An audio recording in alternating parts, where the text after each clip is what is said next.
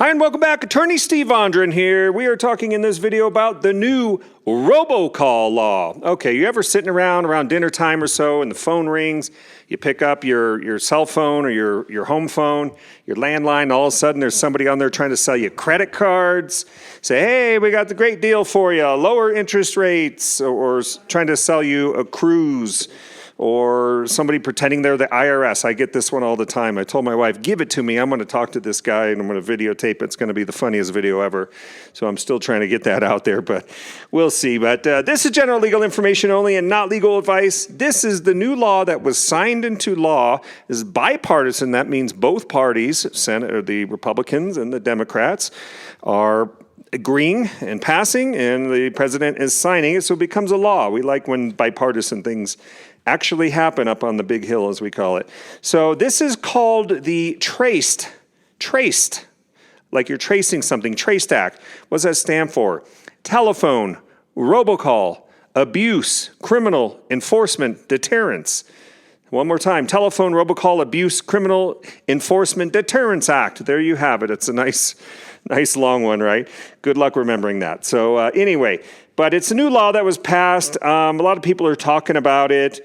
Obviously, nobody likes to I've never met a person that said, I just love getting robocalls. They're so neat. They're so fun to talk to people. I don't know what company they're with. I don't know who they're from, what country they're from. I don't know anything. And they're just keep calling me, trying to, and they'll be rude. They'll hang up and they'll be rude, that kind of thing. So telemarketing and robocalls. Robocalls is the auto dialer. This is where somebody is calling and it's a software program and it's designed just to shoot out a bunch of phone calls. If somebody answers, then it gets put through to a representative, that kind of thing. Okay, so that's your robocaller, okay? Now, in most cases, this has already been illegal. This is nothing new. This has already been illegal. And under the old law, this was enforced by the FCC, the Federal Communications Commission in Washington, D.C. So this has always been the law, that this was against the law. Nobody likes it. It's harassing. There's lots of scams involved, like I said, the IRS scam and other scams. But it used to be that the penalties were up to $1,500 per call. Now the penalties are raised to up to $10,000 per call. So that's a big jump. That's a big jump in a deterrence, I guess you could call it. But, there's a history of, first of all, what I read under the FCC is there's 350,000 unwanted calls every 3 minutes. It's about 100,000 a minute. If you can imagine, that's a lot of robocalls. Problem is, a lot of companies are overseas, can't find out where they're at. They're a scam. They're here. They're there. Those kinds of things. And the FCC has levied over $200 million in fines.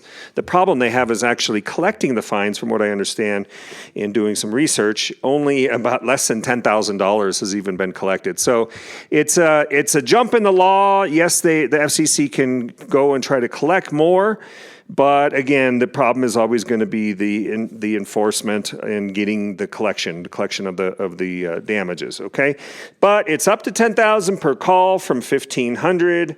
The old statute of limitations was 1 year. It can extend to as much as 4 years now. So there's a longer period in which the FCC can actually bring the suit. So big civil penalties are there, and we'll see what happens now.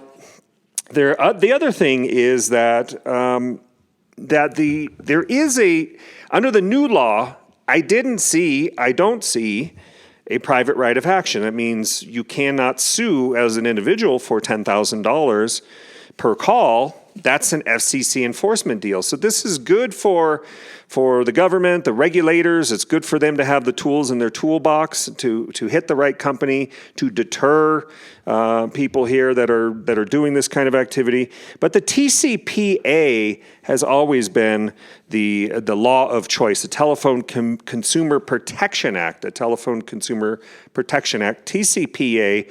Of 2000, what was it? I think it was 1999. I'm not sure on that, but that was a while back. But that has always prohibited non-consensual, unsolicited advertising, such as text messaging to your cell phones, unsolicited fax, what we call junk fax. It eats up your fax machine. I don't know how many people actually have fax machines anymore. I mean, a lot of it's electronic fax now. Pre-recorded calls are also prohibited under the TCPA, and the auto-dialed calls, what we call the robocalls. So the new law kind of, I guess, would say, kind of supplements deterrent powers. Under the TCPA, there was a lot of class actions, huge class actions, giant, 20, 30, 50, $80 million settlements against giant companies for violating the act. So that law has the private right of action. I do not see the private right of action, the ability to file private lawsuits under the new law. So that's something, it looks good under window dressing. Everybody says, wow, looks amazing, they're going to stop it. Hopefully it does, and I think it's a step in the right direction. Any law that stops unsolicited marketing to me is spam, and it's good, okay? The new law also has a new technology. It's called stir/shaken. Stir/shaken. Say that 5 times fast. Stir/shaken. That's a tough one. I got another tough one for you. Say toy boat. Toy boat. 5 times fast. That's one of my favorites. But the new law requires the voice service providers like AT&T, T-Mobile, Verizon, those kinds of companies to implement a call authentication technology to try to prevent spoofing. That's using your phone number, make it look like the call's coming from you. Obviously, you're not calling it, but people can spoof your number and make it look like you. So they're going to institute some stir/shaken technology. That's supposed to help. But that's really a nutshell of what the new law is. And under the TCPA, like I said, if you file a civil cause of action, you have a right to seek any damages, or if there's no damages other than just general annoyance, then you can seek up to $500 and treble damages for willful violations. Willful, trying to show somebody knows better and they're doing it anyway. Okay, so again, there's class actions, you can seek attorney fees, those kinds of things. But so the new law, it'll be interesting to see. You might see it out there on the web now. You probably know more about it than everybody else. And that's why you subscribe to Attorney Steve channel here. Make sure to subscribe. Hope you're all off to a great New Year's. We are off to a great new year here. We're going to have a lot of new great videos for you. But I just wanted to get that out there because robocalls are annoying.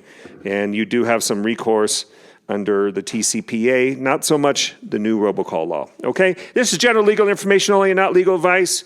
For more information, you can go to our website at attorneysteve.com. That's attorneysteve.com, the first name in legal services. Gotta run. See you later. Take care.